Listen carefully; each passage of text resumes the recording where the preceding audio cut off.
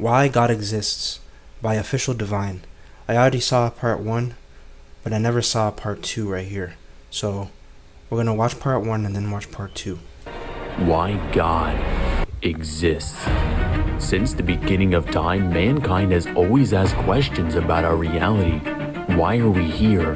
What is our purpose in life? And why is there something rather than nothing? But the most asked question out of all of them is, does God exist? When we look at our universe, we have no choice but to ask why. Why does the universe exist? Could it have been by chance? Could the universe have just happened without any explanation? And simply could have been a coincidence, nothing more. Let me put it into perspective for you. The probability of the universe being born by chance is so infinitesimally small that it's equivalent to throwing an atom anywhere into the universe And pointing it out 1,000,000 times in a row. Just think about those odds. The percentage is so small that it's literally regarded as zero, a 0% chance. However, that's exactly what it is. Because how can something come from nothing? There must be an explanation, right? Everything in the entire universe, from people to animals and even non-living things, are contingent, or more simply, they depend on another existence that explains their own. Contingency basically means subject to change or could have been another way, but let's make this easier for you to understand.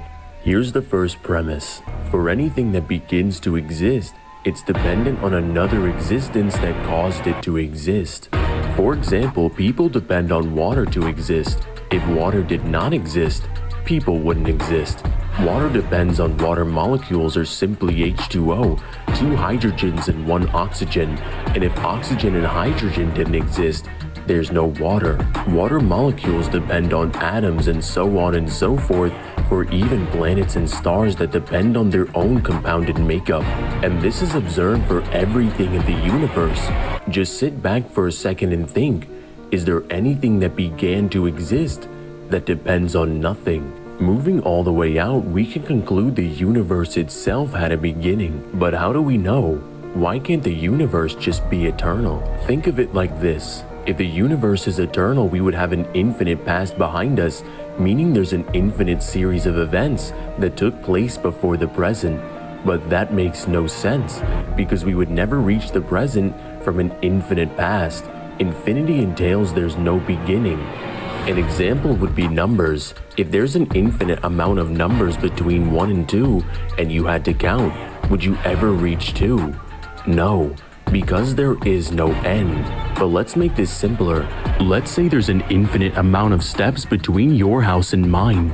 If you started walking, even for eternity, you would never reach my house, because there's always another step forward. The same applies if there's an infinite amount of events between the past and the present. Would you ever reach the present? No. But since we are in the present, that means it must have had a start, which is exactly what Stephen Hawking and Albert Einstein concluded. So if everything that begins to exist has a cause, and the universe began to exist, what caused it? Whatever caused the universe to exist must either be contingent or necessary.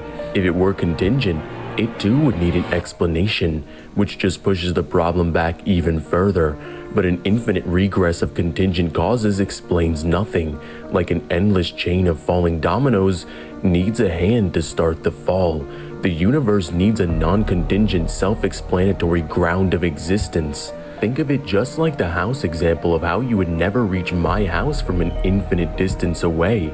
If everything infinitely depended on another to exist, we would never have existence, because there is no hand that knocks the dominoes of existence down. Whatever caused the universe to exist must be the hand, the very first thing. It is the cause of the universe, which is defined as a space-time, and thus is outside of it, meaning the cause of the universe is eternal because it's not bounded by the flow of time, non-physical because it's not bounded by space, and is the cause of their existence. This reality is necessary and cannot fail to exist in any possible world because it's non-contingent, meaning it could not be any other way. Now here's where it gets interesting, and pay attention to these words, because you'll never question this existence again. In physics, causes like gravity or chemical reactions work mechanistically, meaning once the cause exists, the effect follows immediately and necessarily. If fire touches paper, the paper burns. No delay, no choice. The cause of the universe existed eternally, but the universe itself did not. That means the effect did not follow immediately from its cause. If this cause is like all others, the universe would have existed as long as the cause did, eternally, but it didn't. So what delayed the effect? This independent, necessary reality that everything depends on to exist could have simply just been. It needs nothing to exist, and nothing caused it to exist. It could have simply been by itself as the only thing in existence, lacking nothing. But that leads me back to my first question: why are we here? If this single reality needs nothing to exist and could simply just be, why do we exist? The answer: it made a decision. This independent reality made a decision to cause everything that exists and is the sustainer of all things, the only kind of cause that can exist eternally and then produce an effect at a specific point in time is a personal agent, because only minds can decide when to act. which means this reality has free will to make decisions and therefore is intelligent and is the source of our intelligence and consciousness to create all things. This reality must know all things and is all-powerful because it did not just bring a grain of sand into existence, it created everything, every star, every planet, even space-time itself, doing anything that's logically possible. It's all-loving. Because why would a necessary reality create us if it has no need? Because of love. Love not as an emotion, but love as essence. Love is an eternal act of giving to others to gain nothing for itself. The reality that cannot fail to exist. The reality that everything depends on, and it depends on nothing. The reality that chose to create us. This reality goes by many names, and you can call it whatever you want.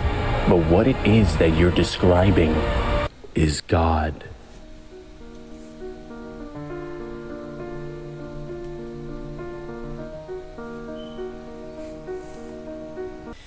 Yes, I love this video. And there's two things I want to reach back upon, because those two things are very, very important.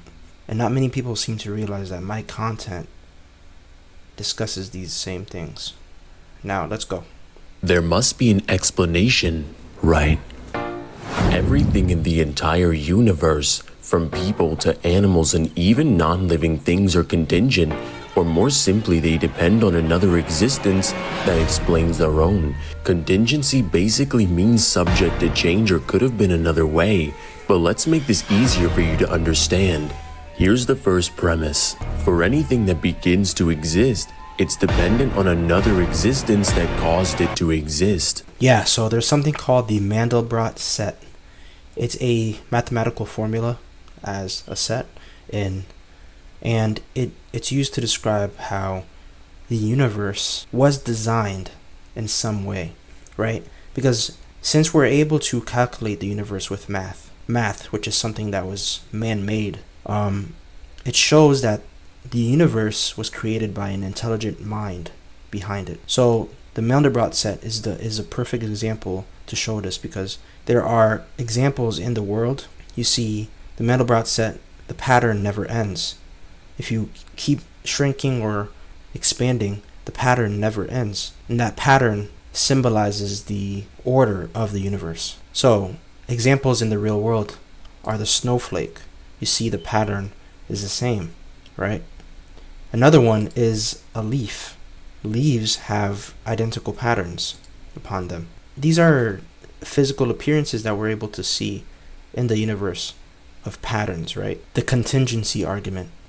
Everything relies on another to exist. So these patterns, they don't simply show that the universe is created in a relative manner, a manner at which everything is formed in order to cooperate with each other.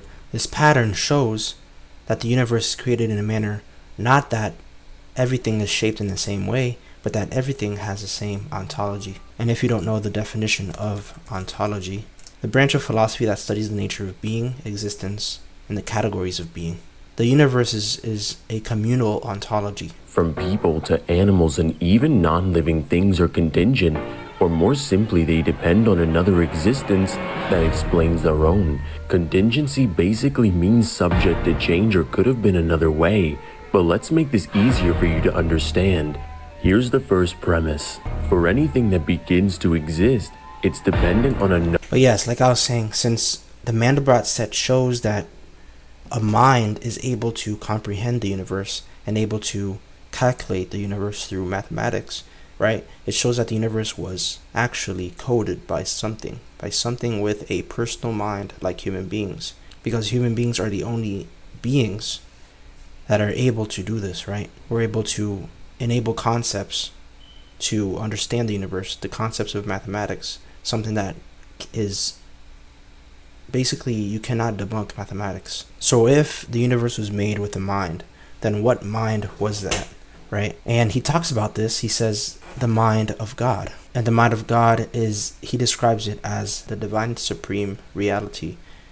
Someone by the name of Father or Saint Demetrius Daniloi explained it in the same way. So the Experience of God, Volume 6. There's 6 volumes to this book. There's Volume 1 through 6. And Demetrius Daniloi talks about the divine supreme reality, because God is the mind that created the functions of the universe. This independent, necessary reality that everything depends on to exist could have simply just been. It needs nothing to exist, and nothing caused it to exist. It could have simply been by itself as the only thing in existence, lacking nothing. But that leads me back to my first question. Why are we here? If this single reality needs nothing to exist and could simply just be, why do we exist? The answer, it made a decision. Yes, it made a decision, but why are we here? Like I said, right? Since the contingency argument, we find it to be true. We experience things to cooperate with each other in order to bring forth more life, more continuation, more succession, right? And the human being is the one who has the mind in order to comprehend all these things and create these concepts to understand the universe. And this understanding of the universe with the concept of the human mind that we create, mathematics is a concept that human beings created. We're able to understand the universe with this concept. Why? We see the universe functions in a manner of communion, cooperation with each other. So what is the purpose of being? It is to cooperate with everything else. Cooperation with everything else brings forth more understanding of reality, more understanding of who God is. And God came down as Jesus Christ, experiencing the position of man, bringing forth man in unity with him. So the purpose of being is communion with God in the end. Now let's move on to Why God Exists, Part 2, by OfficialDivine, once again, of course. Why God exists. Since the beginning of time, mankind has stared into the sky and whispered questions into the void. Why does the universe work? Why do the numbers line up just right? Why does reality hold itself together in perfect balance when it had every excuse to fall apart? We take existence for granted, but if you zoom past the galaxies, past the atoms, even past subatomic fields, into the equations that govern this reality, you'll find something terrifyingly beautiful. You don't have to be a scientist to feel it. The universe doesn't just exist, it functions. It breathes with precision, like a lock on a vault with 100 dials, all aligned perfectly, like a symphony where every note lands in tune, every second, forever. But these odds are ridiculous. But let's talk numbers, because numbers don't lie. If gravity were stronger by even a sliver, stars would collapse into black holes. If any weaker, there would be no stars, no planets, just eternal darkness. The strong nuclear force changed by less than 1%, and atoms wouldn't bind, hydrogen wouldn't exist, no stars, no chemistry, no life. The cosmological constant which governs how fast the universe expands, if off by 1 part in 10 to the 1/20th power, The universe would have torn itself apart before it even began. To grasp 10 to the 120th power, imagine a 1 followed by 120 zeros. For comparison, there are only 10 to the 80th atoms in the observable universe. You don't just land on that number by accident. It's like firing a bullet across the entire universe, 13.8 billion light years away, and threads like a needle, hitting a bullseye on an atom, blindfolded, and shooting it backwards. Now let me ask you a simple question. You're walking through a forest and find a watch, gears glass ticking second by second. Do you say the wind put it together? Of course not. Now imagine finding code written in binary, running a software with rules and memory. Do you say lightning built the computer? Again, no. Now zoom out. You find a universe governed by laws, calibrated constants, and a structure so exact it makes our best machines look like cave drawings. And some people say it just looks designed. But if we saw this level of complexity anywhere else, in DNA, architecture, or circuitry, we wouldn't hesitate. We'd call it intent. We'd call it design. But when it's a whole universe, suddenly we don't know. But what if this just happened and we got lucky? But this isn't just hitting one jackpot. Each one of these constants has the slimmest chance of success, and you have to hit all of them at the exact same time. It's like winning the lottery while getting struck by lightning, while dodging bullets in a war zone, and landing on the moon blindfolded. You can say it's chance, but saying it doesn't make it rational. Statistically speaking, random chance isn't an explanation. It's just a placeholder for our current ignorance. But maybe the universe just had to be this way. But there's no logical reason gravity must be this number.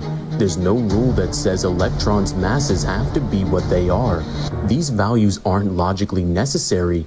They could have been anything. But then comes the multiverse. Maybe there are infinite universes and we're just the lucky one. Even granting that the multiverse exists, whatever's generating these universes would still need rules. It would still require structure, and where there's structure, we'd be right back where we started.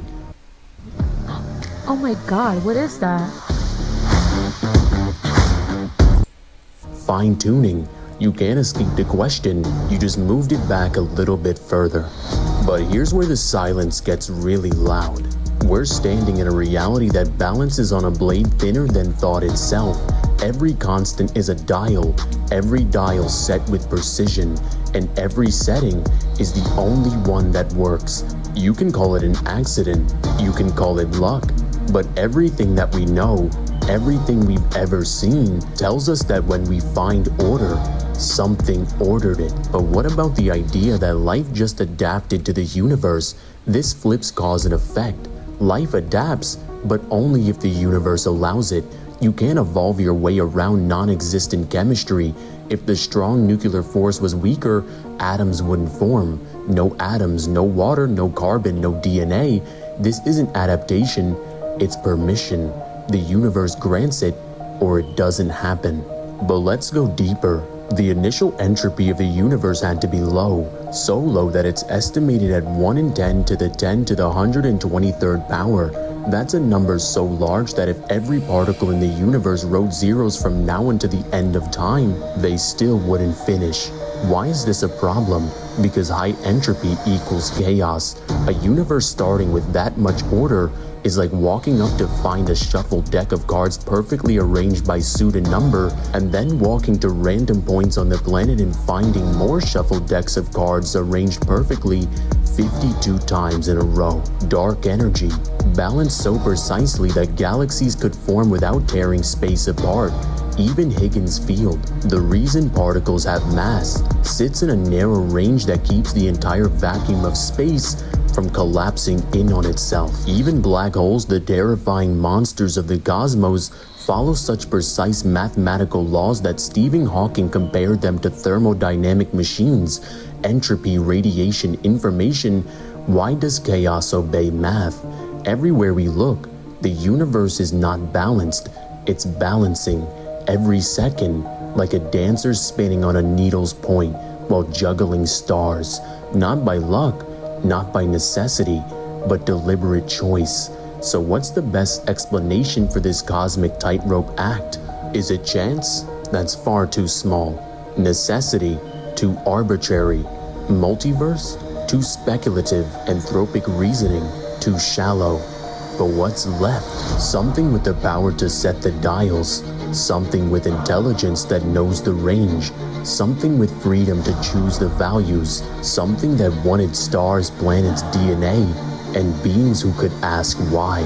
We haven't made any leaps, no assumptions, just followed the numbers, following logic until we reach the edge of reasoning. You can call it design, you can call it mind, you can call it the source, but what it is that you're describing is God. I have nothing to say about this video. This was a great video right here. It explained everything perfectly. Of course, these are all more advanced arguments that derive from the fine-tuning argument, the uncaused first cause argument, I guess. These are arguments that get more in-depth, and these arguments are more specific and allow people to fully understand what everything actually means, what the fine-tuning argument really means, and it makes it undeniable to actually accept the Christian God. To learn how to commune with God, of course, you have to read your Bible, but not even reading your Bible, because people can make up their own things from the Bible. You got to remember, Christ came on this earth and he formed a church through his apostles and their successors. Their successors wrote books. The apostles wrote books. Christ spoke. And they formed an organized church. Organization, there's no problem with it. Organization, the whole universe is created with order. Organization means order. And the church is not a disorder. It's an orderly being because it works with God, of course. And that church that you need to go to commune with God is the Orthodox Church, the Eastern Orthodox Church. If you'd like to learn more about such things, watch this video right here, and I'll see you there.